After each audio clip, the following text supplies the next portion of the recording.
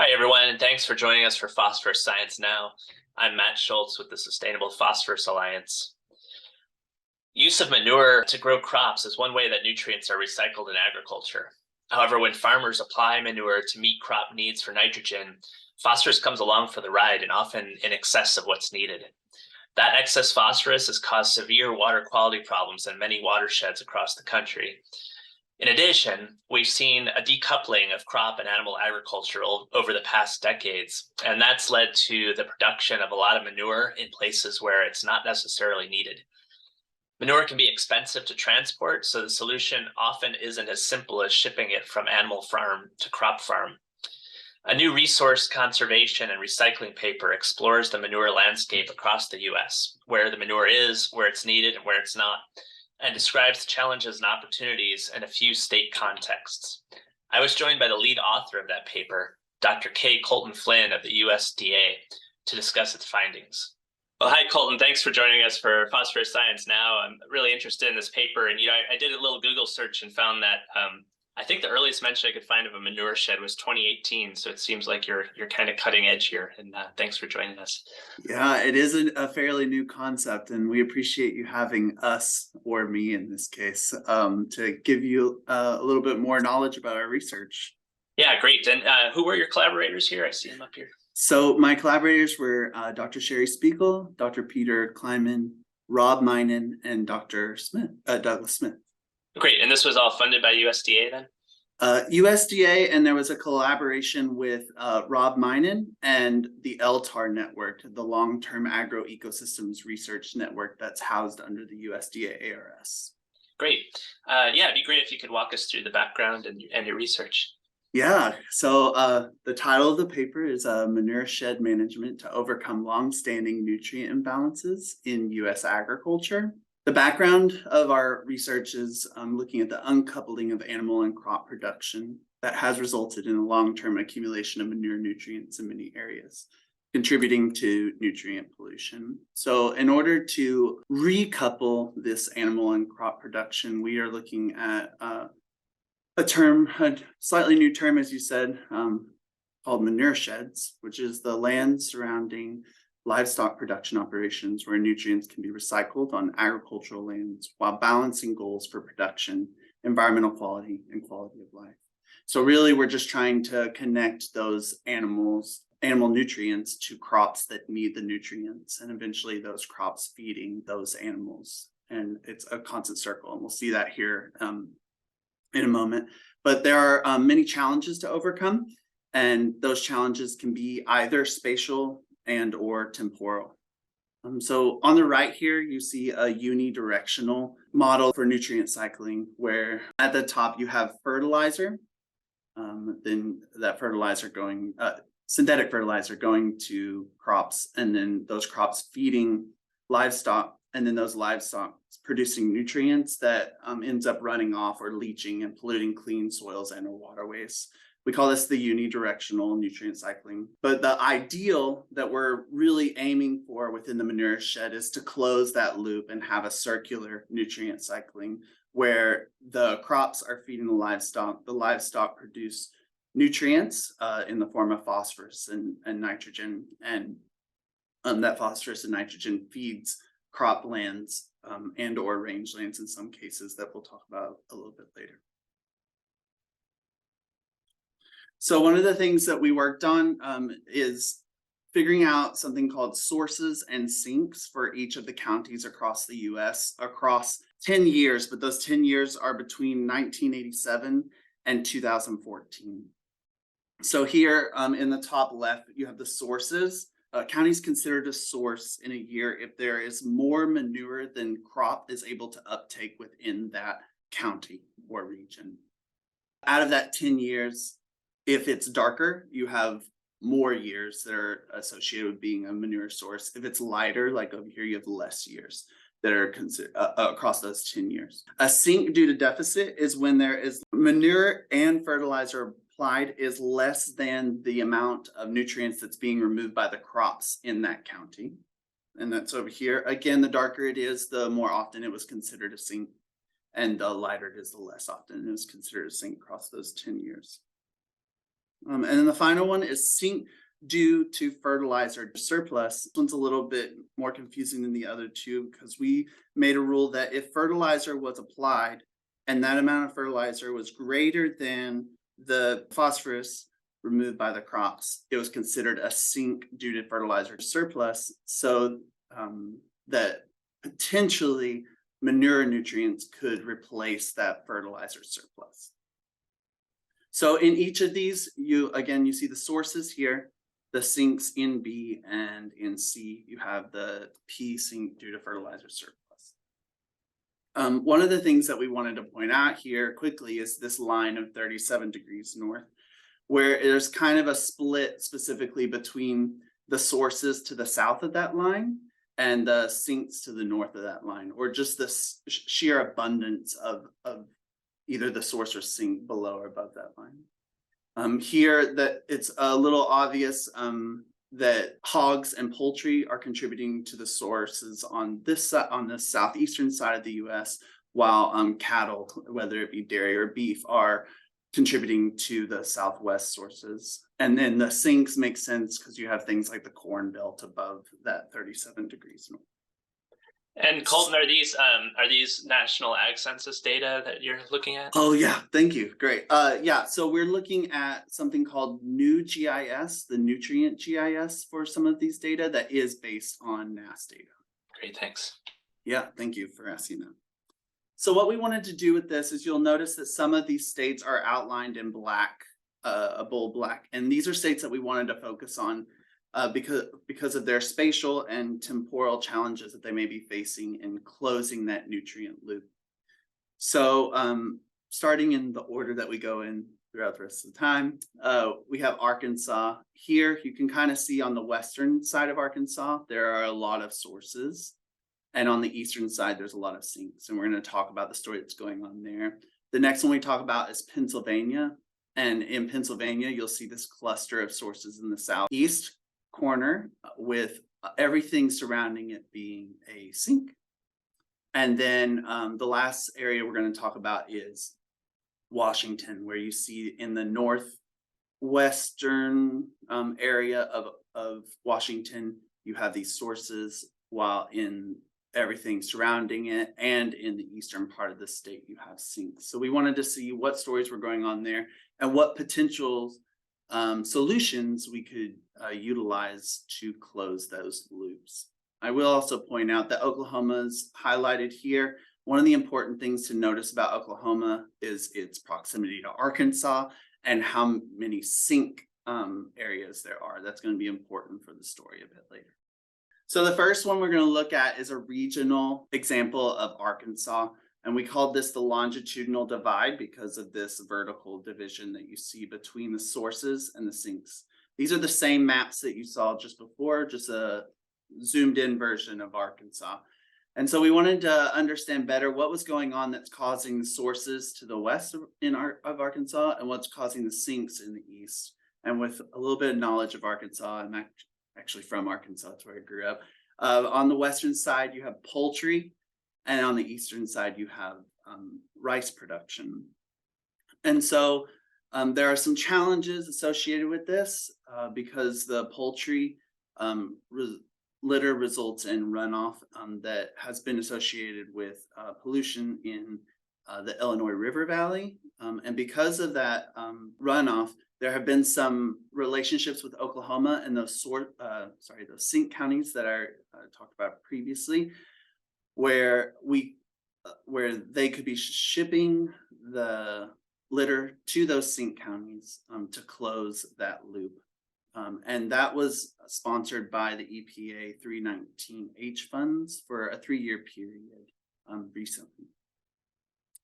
But one of the things that we were interested in is since this 319H fund, there have been advances in pelleting and baling, allowing for greater distances for the litter to be traveling. And so with that pelleting and baling and the ability to travel greater distances with that litter, we can start to think about moving it to the eastern side to have an intra solution for nutrient sharing or nutrient cycling. So our next example is a regional shifting of livestock manurescapes. And in this example, we are interested in poultry and hog manure because poultry manure can travel longer distances because of it being a dry manure or being able to be pelleted or baled. And hog manure is a liquid manure, so it needs to be closer to the crops that it could be spreading its nutrients on. So because of that, in this map, you will see in the top left corner that you have poultry here in the center. The poultry is represented by the green. It's more poultry, the darker the green shade. It's more hog units, animal units, the more pink it is. Each of the circle sizes represents the total animal units for that county of poultry and hogs added together. So what you're seeing is in 2002, there's not much poultry, and that poultry starts to encroach on this middle region as time goes on. As that poultry encroaches in this middle, you start to see hogs being pushed out to the northerly and westerly parts of Pennsylvania. Great. And so those, just to clarify, those circles then, each circle is the combined number of hogs and poultry, and then the color shifts the balance between hogs and poultry, right? Exactly. Yeah. Okay, great. Yeah. So a lot of the reason that it is shifting is because hog locations are being sited so they can be closer to potential contracts with farmers with land for spreading nearby, sites for low odor conflict with neighbors, and biosecure sites for herd health. This siting has been successful as it has recently been funded with $47 million contributing to feed expansion going into those directions that you're seeing happen from 2002 to 2017 for the hogs. To overcome these challenges, it requires input from various stakeholders, industry, transport, and social networks. And that's going to be important for the state of Pennsylvania moving forward. So now we're to our local scale challenges of spreadable land. So this is probably our most complex figure so far. So I'm going to go through it step by step. Each of these points represent a dairy within Washington. And those dairies produce manure that is liquid. And because it is liquid manure, we suggest that the manure can travel up to 18 kilometers. And that is what these dotted blue lines represent, is an 18-kilometer buffer around each of the dairies. And that distance, Colton, sorry to interrupt again, but that distance is because that's where it's economical to transport the manure, right? It's correct, where it's economically feasible to transport the manure. The background we looked at 2008 to 2019 crop data layers and looked at croplands and rangelands mainly, but also looked at developed and idle fallow. So what you're seeing here in B is a total number of rangelands, croplands, and urban lands within those 18-kilometer circles. So across each year. So for 2008, there was this much rangeland available for spreading and this much cropland available for spreading. And it's each year across from 2008 to 2019. We continued to break this down because there is a physical geographic barrier across the state that known as the Cascades Range, which make it even more difficult to transport manure from the west to the east and vice versa. So we were interested to see what was going on and what spreadable lands were available on each side. You can quickly see west of the Cascade Range, within those 18-kilometer buffers, that urban land is the greatest, which is problematic for spreading nutrients, with croplands being the lowest and rangelands falling in between. East of the Cascade Range, within those 8-kilometer buffers, we see croplands being the greatest, which is great for closing that nutrient cycle. And rangelands being in the middle, and urban being the lowest, which is kind of what we're looking at. That's kind of the ideal situation. However, with that being said, there are 370 total dairies, and it's just over 200 of those dairies, I believe, are west of the Cascade Range, causing a lot of lumping of dairies and overlap of those 18-kilometer buffers. 72% of the dairies in the northwest corner overlap another buffer, causing challenges with competition for land for spreading. So, and that's what you're seeing down here. Across all, you see there is a 65-ish overlap. In the west alone, there's a 72 overlap. And for east, there's a 58% overlap. So one of the potential solutions is solidification to allow these manures to travel even further, making those 18-kilometer buffers even larger. Two potential solutions for this are the use of struvite and biofiltro. There are also opportunities in west of the Cascades to start utilizing rural-urban interfaces, such as urban gardens, to be spreading some of this manure. And it's, again, really important that we continue to focus on a network of socio-cultural connections needed amongst stakeholders within the state of Washington.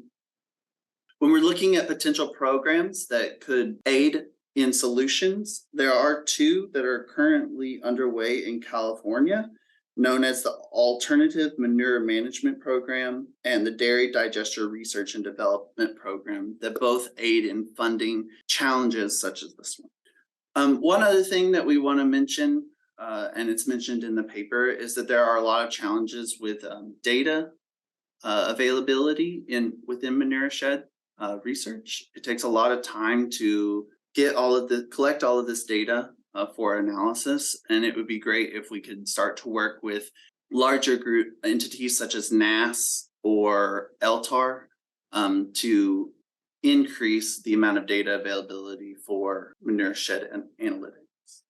And that is the extent of my presentation today. I want to thank you, and if anyone out there has any questions, feel free to contact any of us about either this paper or many of the other works that are cited in this paper that we've been working on since 2018, 2019 time period. Thank you. Hey, thanks, Colton. That was a very good presentation. And, just one follow-up question on this is just where does this head from here now that you've done this research? Yeah, so we have the Manure Shed Working Group within the LTAR network, and we are working together on multiple other projects that will have publications coming out and benefits for our stakeholders as we go forward. One of the projects I'm working on is looking at regulations surrounding manure spreading across the U.S. by state, and that is something that should come out in the next year or so. That's great. The Sustainable Phosphorus Alliance actually produced a state-by-state analysis of manure and biosolids land application regulations. You can find it on our website. It's called GISP, GIS-P. And so that's a resource our audience can also turn to for the same thing. And hopefully it can be of use to you too, Colton. I've actually looked at it a couple of times. So great, yeah. Great. Excellent. Well, thanks so much for participating in Phosphorus Science Now. And I really appreciate your taking the time with us today. Yeah, thank you for having me. It really is a pleasure. Thanks.